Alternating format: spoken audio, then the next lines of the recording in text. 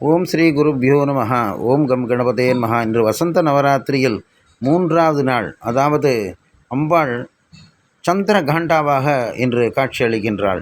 சந்திரகாண்டா என்றால் என்ன அர்த்தம் என்றால், தான் அணிந்திருக்கும் சந்திரனின் ஒளியிலிருந்து மறைமுகமாக ஒரு மந்திர ஒலியை, மணி ஒலியை எழுப்புகின்றாள்.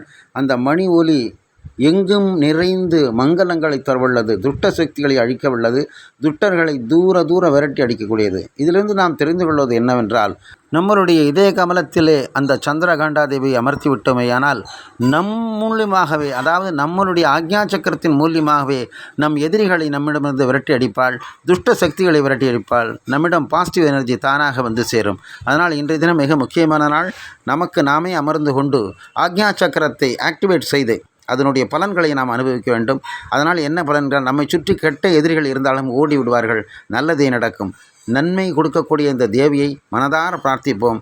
இன்று சந்திரகாண்டா தேவி நமக்கு துணை இருப்பாள். சர்வமங்கல மாங்கல்யே சிவே சர்வார்த்த சாதகே சரண்யே திரு அம்பிகே கௌரி நாராயண நமோஸ்துதே.